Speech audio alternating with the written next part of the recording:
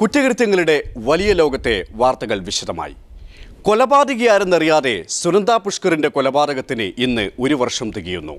2014 ജനുവരി 17 ദില്ലിയിലെ ലീല ഹോട്ടലിലാണ് സുനന്ദ കൊല്ലപ്പെട്ടത്. സ്വാഭാവിക മരണമെന്ന് വരുത്തി തീർക്കാൻ ശ്രമിച്ചെങ്കിലും പിന്നീട് കൊലപാതകമെന്ന് പോലീസ് കണ്ടെത്തുകയായിരുന്നു. സംഭവവുമായി ബന്ധപ്പെട്ട് നിരവധി പേരെ പോലീസ് ചോദ്യം ചെയ്തു കഴിഞ്ഞു. ശശി തരൂരിനെ ഉടൻ ചോദ്യം ചെയ്യുമെന്നാണ് ദില്ലി പോലീസ് വ്യക്തമാക്കിയിരിക്കുന്നത്.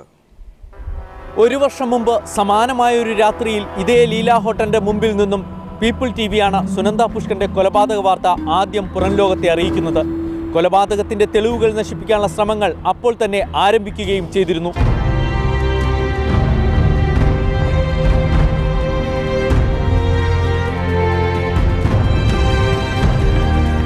തണ്ടൂരി കൊലപാതകത്തിനു ശേഷം ദില്ലിയെയും രാജ്യത്തെയും ഞെട്ടിച്ച കൊലപാതകമായിരുന്നു സുനന്ദ പുഷ്കറിന്റേത്. ദില്ലി പോലീസും കേന്ദ്ര സർക്കാരും ആദ്യഘട്ടത്തിൽ കേസ് തേച്ചുമാച്ച് കളയാൻ ഏറെ ശ്രമിച്ചു. പോസ്റ്റ്മോർട്ടം റിപ്പോർട്ട്, രാസപരിശോധനാ റിപ്പോർട്ട് എന്നിവ സുനന്ദയെ വിഷം നൽകി കൊന്നതാണെന്ന് വ്യക്തമാക്കിയിട്ടും കൊലപാതകമാണെന്ന് സ്ഥിരീകരിക്കാൻ ദില്ലി പോലീസിന് 11 മാസം വേണ്ടിവന്നു.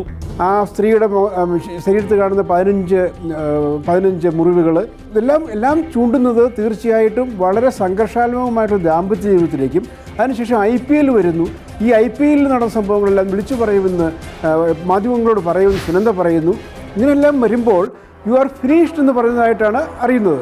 അപ്പോൾ അങ്ങനെയുള്ളൊരു സാഹചര്യത്തിൽ തീർച്ചയായിട്ടും ശശി തരൂരിനെതിരായിട്ടാണ് നീഡിൽ ഓഫ് സസ്പീഷൻ, സംശയത്തിൻ്റെ സൂചിമുന നീളുന്നത്. 1 വർഷം പൂർത്തിയാകുമ്പോഴും നിരവധി ചോദ്യങ്ങൾ അവശേഷിക്കുന്നു.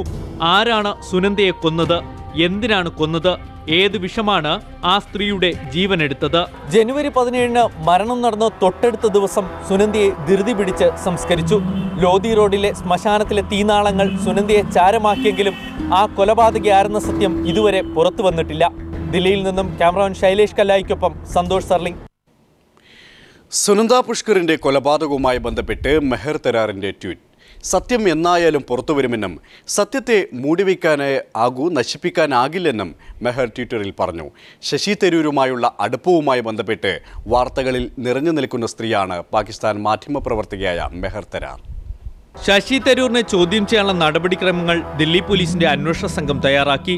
പ്രത്യേക ചോദ്യാവലി ശശി തരൂരിനായി തയ്യാറാക്കിയിട്ടുണ്ട്. അടുത്ത 3 ദിവസത്തിനകം തരൂരിനെ ചോദ്യം ചെയ്യാൻ ദില്ലി പോലീസ് കമ്മീഷണർ അന്വേഷണ സംഘത്തിന് അനുമതി നൽകി. അന്വേഷണ സംഘത്തലവൻ ദില്ലി ദക്ഷിണമേഖല DCPയുടെ നേതൃത്വത്തിൽ തരൂരിന്റെ ഔദ്യോഗിക വസതിയിൽ വച്ചായിരിക്കും ചോദ്യം ചെയ്യലെന്നാണ് സൂചന. ഇതിനിടയിൽ സുനന്ദ പുഷ്കറിന്റെ പേര് പരാമർശിക്കാതെ കൊലപാതക രഹസ്യം എന്നായാലും പുറത്തുവരുമെന്ന് മെഹർ തരാറിന്റെ ട്വിറ്റ്. എത്ര ഒളിച്ചു വച്ചാലും മൂടിവെക്കപ്പെട്ടാലും രഹസ്യം പുറത്തുവരുമെന്നും ട്വിറ്റിൽ പറയുന്നു. സുനന്ദ പുഷ്കറിന്റെ കൊലപാതകവുമായി ബന്ധപ്പെട്ട് പാക് മാധ്യമപ്രവർത്തക കൂടിയായ മെഹറിനെ ദില്ലി പോലീസ് ചോദ്യം ചെയ്യാനിരിക്കുമ്പോഴാണ് tweet. News bureau, Delhi. Sunanda കൊലപാതകവുമായി ബന്ധപ്പെട്ട് തരൂരിന്റെ സഹായി നാരായൺ സിംഗ് പറഞ്ഞ കാത്തി താനില്ലെന്ന വിശദീകരണവുമായി കാതറിൻ എബ്രഹാം രംഗത്തെത്തി. സുനന്ദയുടെ മരണവുമായി തനിക്ക് ബന്ധമില്ലെന്നും തരൂരിന്റെ ജീവചരിത്രം താൻ എഴുതുന്നില്ലെന്നും കാതറിൻ വ്യക്തമാക്കി. തന്നെ അനാവശ്യ വിവാദത്തിലേക്ക് വലിച്ചിഴച്ച മാധ്യമങ്ങൾക്കെതിരെ നിയമ നടപടി കൈക്കൊള്ളുമെന്നും കാതറിൻ കൂട്ടിച്ചേർത്തു. സുനന്ദ തരൂർ ബന്ധത്തിനിടയിലെ വിവാദ നായികയായ കാത്തി എന്ന കാതറിനാണ് തന്റെ ബ്ലോഗിലൂടെ തനിക്കെതിരെ ഉയർന്ന ആരോപണങ്ങളെ ഖണ്ഡിച്ചുകൊണ്ട് രംഗത്തെത്തിയിരിക്കുന്നത്. താൻ ശശി തരൂരിന്റെ ജീവചരിത്ര എഴുത്തുകാരിയല്ലെന്നും എന്നാൽ തരൂരിനെക്കുറിച്ച് ജീവചരിത്രം എഴുതണമെന്നത് തന്റെ സ്വപ്നമാണെന്നും കാതറിൻ ബ്ലോഗിൽ കുറിക്കുന്നു. ശശി തരൂരിനെ പോലൊരു ആഗോള വ്യക്തിത്വത്തെ താൻ ഉപദേശകനായും അധ്യാപകനായുമാണ് കാണുന്നത്. താൻ തരൂരിനെ 4 തവണ മാത്രമേ നേരിൽ കണ്ടിട്ടുള്ളൂ. കണ്ടതെല്ലാം പൊതുജന മധ്യത്തിൽ വെച്ചാണ്.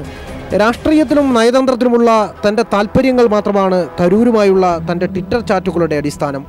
ആ ചാറ്റുകളെല്ലാം തന്നെ പരസ്യവുമാണ്. 2012 താൻ തരൂരിയൻസ് എന്ന ബ്ലോഗ് തുടങ്ങുന്നത്. രാഷ്ട്ര പുനർനിർമ്മാണത്തെപ്പറ്റിയുള്ള യുവജനങ്ങളുടെ ആഗ്രഹങ്ങൾ മാത്രമായിരുന്നു അതിലുണ്ടായിരുന്നത്. എന്നാൽ ശശി തരൂരിനെ കരുതി താൻ ആ പേര് മാറ്റിയെന്നും കാത്തി ബ്ലോഗിൽ പറഞ്ഞു വെക്കുന്നു. കഴിഞ്ഞ കുറേ ദിവസങ്ങളായി മാധ്യമങ്ങൾ തനിക്കെതിരെ തെറ്റായ വാർത്തകൾ പടച്ചുവിടുകയാണെന്നും തന്നെ കരിവാരിത്തേക്കുന്ന മാധ്യമങ്ങൾക്കെതിരെ നിയമ നടപടി സ്വീകരിക്കുമെന്നും കാത്തി പറയുന്നു. സുനന്ദ കേസ് അന്വേഷിക്കുന്ന സംഘത്തിൻ്റെ ചോദ്യം ചെയ്യലുകളുമായി താൻ സഹകരിക്കുമെന്നും കാത്തി ബ്ലോഗിൽ വ്യക്തമാക്കി. മെഹർ തരാറിനെ കൂടാതെ കാത്തി എന്നൊരു യുവതിയെ ചൊല്ലിയും തരൂരും സുനന്ദയും തമ്മിൽ വഴക്കിട്ടിരുന്നു എന്ന തരൂരിൻ്റെ ജോലിക്കാരൻ നാരായൺ സിംഗിൻ്റെ മൊഴി വിവാദമായ പശ്ചാത്തലത്തിലാണ് കാതറിൻ എബ്രഹാം വിശദീകരണവുമായി ബ്ലോഗിൽ രംഗത്തെത്തിയിരിക്കുന്നത്. News desk. കൊല്ലം നീരാവിൽ 3 മാസം പ്രായമായ നായക്കുട്ടിയെ യുവാവ് കഴുത്ത് ഞെരിച്ചു കൊലപ്പെടുത്തിയതായി പരാതി. ഉടമസ്ഥരുടെ പരാതിയിൽ SPCA അധികൃതർ കേസെടുത്തു.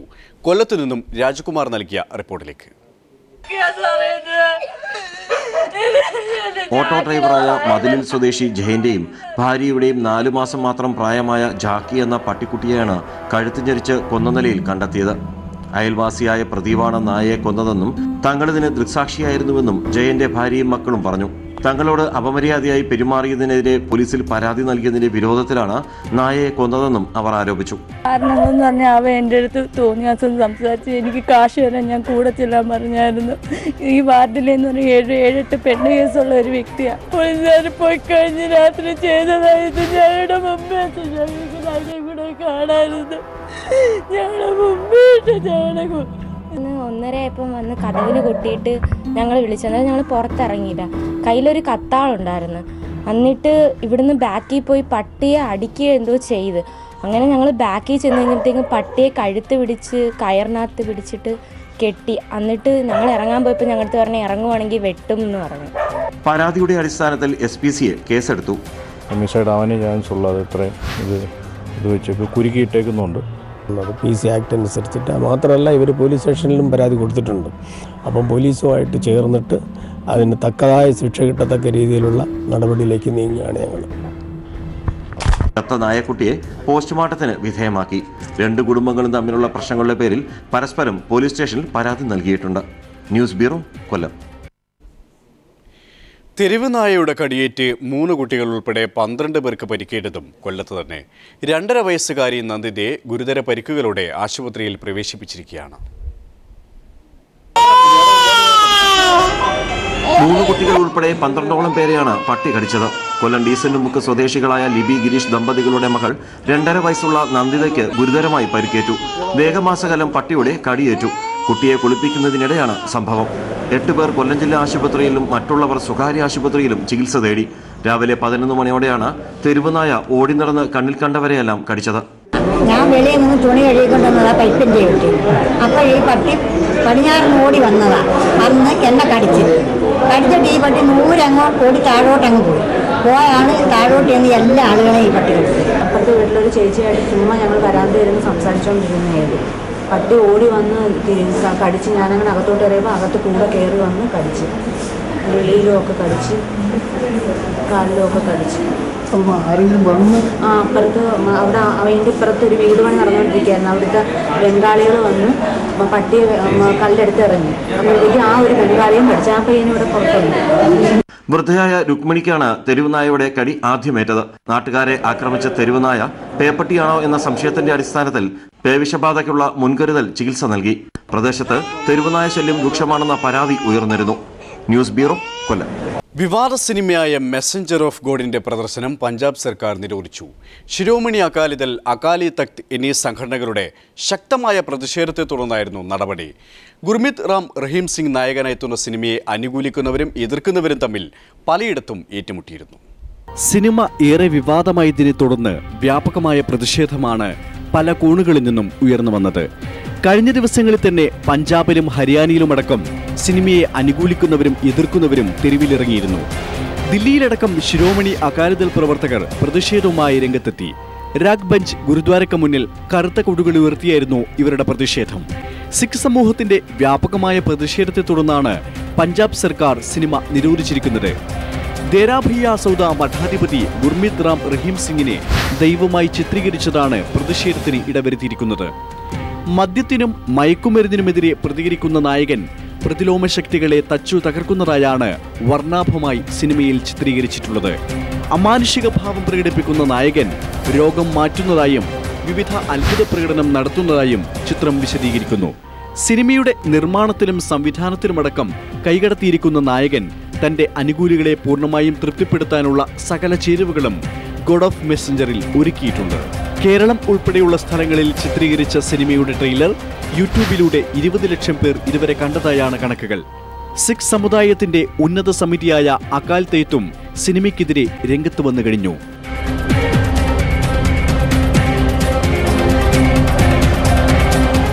News desk. പാകിസ്ഥാനിലെ പെഷവാറിൽ സൈനിക സ്കൂളിലുണ്ടായ തീവ്രവാദി ആക്രമണവുമായി ബന്ധപ്പെട്ട് 5 പേരെ കൂടി സൈന്യം പിടികൂടി. അഫ്ഗാൻ അതിർത്തിയിൽ നടത്തിയ സംയുക്ത പരിശോധനയിലാണ് ഭീകരർ പിടിയിലായത്. കഴിഞ്ഞ മാസമുണ്ടായ തീവ്രവാദികളുടെ നരനായാട്ടിൽ വിദ്യാർത്ഥികളടക്കം നിരവധി പേർക്കാണ് ജീവൻ നഷ്ടമായത്. പാകിസ്ഥാനിലെ പെഷവാറിലുണ്ടായ തീവ്രവാദി ആക്രമണത്തിൽ വിദ്യാർത്ഥികളടക്കം 150ഓളം പേർക്കായിരുന്നു ജീവൻ നഷ്ടപ്പെട്ടിരുന്നത്.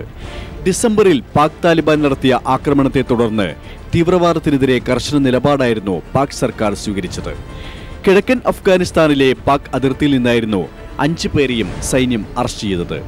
സൈനിക സ്കൂളിലുണ്ടായ ആക്രമണത്തെ തുടർന്ന് ഇതുവരെ കാണാത്ത പ്രതിഷേധമായിരുന്നു പാകിസ്ഥാനിൽ തീവ്രവാദത്തിനെതിരെയും സർക്കാർ നിലപാടുകൾക്കെതിരെയും ഉണ്ടായത്.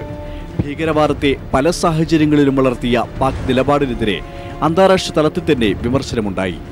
ഏറെക്കാലം നിർത്തിവച്ചിരുന്ന വധശിക്ഷയടക്കം പുനഃസ്ഥാപിക്കാനും തീവ്രവാദത്തിനെതിരെ നിലപാട് ശക്തമാക്കാനും പാക് ഭരണകൂടം നിർബന്ധിതരാവുകയായിരുന്നു.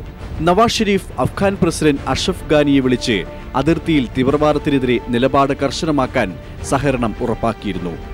പാകിസ്ഥാൻ കരസേന മേധാവി ജനറൽ റഹീൽ ഷെരീഫ് കാബൂളിൽ ചെന്ന് അഷ്റഫ് ഗനിയെ കണ്ട് സംയുക്ത പരിശോധനയ്ക്കുള്ള സഹായവും അഭ്യർത്ഥിച്ചിരുന്നു.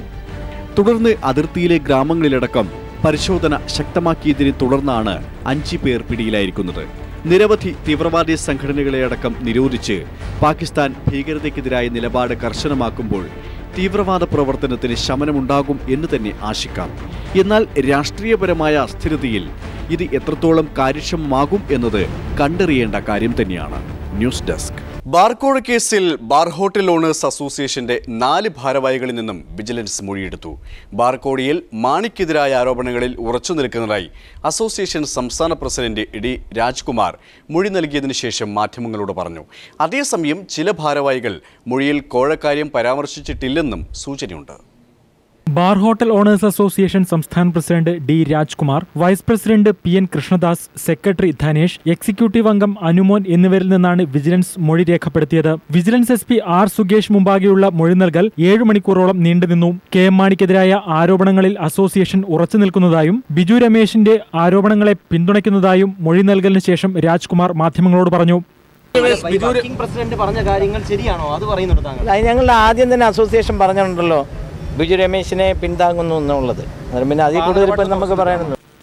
അതേസമയം ധനേഷും അനുമോനും മൊഴിയിൽ കോഴക്കാര്യം പരാമർശിച്ചില്ലെന്ന് സൂചനയുണ്ട്. കേസിൽ മുഴുവൻ തെളിവുകളും വിജിലൻസിന് കൈമാറുമെന്ന് നേരത്തെ അസോസിയേഷൻ ഭാരവാഹികൾ പറഞ്ഞിരുന്നു. 4 പേരുടെയും പ്രാഥമിക മൊഴി മാത്രമാണ് രേഖപ്പെടുത്തിയത്. രാജ്കുമാറും കൃഷ്ണദാസും ചേർന്നാണ് മാണിക്ക് പണം നൽകാൻ പോയതെന്ന് നേരത്തെ കേസിൽ പ്രാഥമിക പരിശോധന നടത്തിയ വിജിലൻസിന് മുമ്പാകെ ബിജു രമേശും ഡ്രൈവർ അമ്പിളിയും മൊഴി നൽകിയിരുന്നു. ഇതിനെ സാധൂകരിക്കുന്ന തെളിവുകളും ബിജു രമേശ് ഹാജരാക്കിയിരുന്നു. ഈ തെളിവുകളും മൊഴികളും പരിഗണിച്ചാണ് KM മാണിയെ പ്രതിയാക്കി വിജിലൻസ് കേസെടുത്തത്. അതുകൊണ്ട് തന്നെ രാജ്കുമാറിന്റെ കൃഷ്ണദാസിന്റെയും മൊഴി കേസിൽ നിർണായകമാണ്. S നികേഷ്, തിരുവനന്തപുരം. മുഖ്യമന്ത്രി ഉമ്മൻചാണ്ടിയുടെ മുൻ ഗൺമാൻ സലീം രാജ് ഉൾപ്പെട്ട ഭൂമി തട്ടിപ്പ് കേസിന്റെ അന്വേഷണത്തിന് തിരിച്ചടിയായി മൊബൈൽ കമ്പനികളുടെ നിലപാട്. ഫോൺ സംഭാഷണങ്ങളും രേഖകളും CBIക്ക് കൈമാറാനാകില്ലെന്ന് കമ്പനികൾ കോടതിയിൽ വ്യക്തമാക്കി. കടകംപള്ളി, കളമശ്ശേരി ഭൂമി തട്ടിപ്പ് കേസുകളുമായി ബന്ധപ്പെട്ട അന്വേഷണത്തിന് സലീം രാജിന്റെയും കേസിലെ മറ്റു പ്രതികളുടെയും ഫോൺ സംഭാഷണങ്ങൾ അടക്കമുള്ളവ പരിശോധിക്കേണ്ടതുണ്ടെന്നും ഫോൺ സംഭാഷണങ്ങളും ഫോൺ കോൾ രേഖകളും കൈമാറണമെന്നും നേരത്തെ വിവിധ കമ്പനികളോട് CBI ആവശ്യപ്പെട്ടിരുന്നു. എന്നാൽ ഈ ആവശ്യം നിരാകരിച്ച മൊബൈൽ കമ്പനികൾ സലീം രാജിന്റെയും മറ്റു പ്രതികളുടെയും ഫോൺ സംഭാഷണങ്ങൾ കൈമാറാനാകില്ലെന്നും നിയമപ്രകാരം ഫോൺ സംഭാഷണങ്ങൾ റെക്കോർഡ് ചെയ്യാനാകില്ലെന്നുമാണ് അറിയിച്ചിരിക്കുന്നത്. ഇത്തരം കാര്യങ്ങൾ 1 വർഷത്തിൽ കൂടുതൽ സൂക്ഷിക്കാറില്ലെന്നും കമ്പനികൾ എറണാകുളം CJM കോടതിയിൽ ബോധിപ്പിച്ചു. മൊബൈൽ കമ്പനികളുടെ ഈ നിലപാട് കേസന്വേഷണത്തെ സാരമായി ബാധിക്കും. വസ്തുവിന്റെ തണ്ടപ്പേര് മാറ്റിയതുമായും വസ്തു ഇടപാട് നടത്തിയവരുടെ സാമ്പത്തിക സ്രോതസ്സുമായും ബന്ധപ്പെട്ട വിവരങ്ങൾക്കൊപ്പം ഫോൺ രേഖകൾ കൂടി ലഭിക്കില്ല എന്നിരിക്കെ CBIക്ക് നിശ്ചിത സമയത്ത് അന്വേഷണം പൂർത്തിയാക്കാനാകില്ല. കോടതി അനുവദിച്ച സമയപരിധി ഈ മാസം 24-ന് അവസാനിക്കാനിരിക്കെ 6 മാസം കൂടി അന്വേഷണത്തിന് അനുവദിക്കണമെന്നാവശ്യപ്പെട്ട് CBI ഹൈക്കോടതിയെ സമീപിച്ചിരിക്കുകയാണ്. News bureau, Kochi. കാസർഗോഡ് കേന്ദ്ര സർവകലാശാലയിലെ അനധികൃത സ്ഥാനക്കയറ്റത്തിനെതിരെ നടപടി.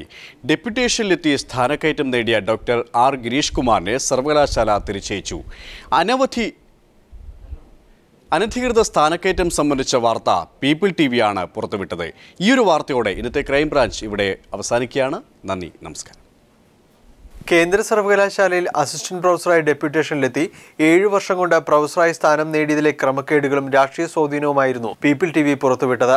കോൺഗ്രസ് അനുകൂല അധ്യാപക സംഘടനാ പ്രവർത്തകനായിരുന്ന ഗിരീഷ് കുമാർ തന്റെ സ്വാധീനം ഉപയോഗിച്ചാണ് അർഹതയുള്ളവരെ പോലും മറികടന്ന് UGC മാനദണ്ഡങ്ങൾ ലംഘിച്ച് പ്രൊഫസർ സ്ഥാനം നേടിയത്. ഇതിലെ പൊരുത്തക്കേടുകളും വസ്തുതകളും ബോധ്യപ്പെട്ടതിന്റെയും വാർത്തയുടെയും അടിസ്ഥാനത്തിലാണ് ഇപ്പോൾ കേന്ദ്ര സർവകലാശാല വൈസ് ചാൻസലറുടെ നടപടി. സെൻട്രൽ യൂണിവേഴ്സിറ്റിയുടെ മുഴുവൻ ചുമതലകളിൽ നിന്നും സ്ഥാനങ്ങളിൽ നിന്നും ഒഴിഞ്ഞ് തിരികെ മാതൃസ്ഥാപനമായ മഹാത്മാഗാന്ധി സർവകലാശാലയിലേക്ക് തിരിച്ചു പോകാനും ഉത്തരവിൽ ആവശ്യപ്പെടുന്നുണ്ട്. പഴയ തസ്തികയായ അസിസ്റ്റന്റ് പ്രൊഫസറായി തന്നെയായിരിക്കും മടക്കം. 2006-ൽ MG സർവകലാശാലയിൽ സ്കൂൾ ഓഫ് ഇന്റർനാഷണൽ റിലേഷൻ വിഭാഗത്തിൽ അസിസ്റ്റന്റ് പ്രൊഫസറായിരുന്ന ഗിരീഷ് കുമാർ ഡെപ്യൂട്ടേഷനിലെത്തിയായിരുന്നു കേന്ദ്ര സർവകലാശാലയിൽ നിന്നും അസോസിയേറ്റ് പ്രൊഫസർ, ചെയർ പ്രൊഫസർ എന്നീ തസ്തികകൾ നേടിയത്. UGCയുടെ എല്ലാ മാനദണ്ഡങ്ങളും ലംഘിക്കപ്പെട്ട സ്ഥാനക്കയറ്റത്തിന് തുണയായത് ഇയാളുടെ രാഷ്ട്രീയ ബന്ധങ്ങൾ തന്നെയായിരുന്നു.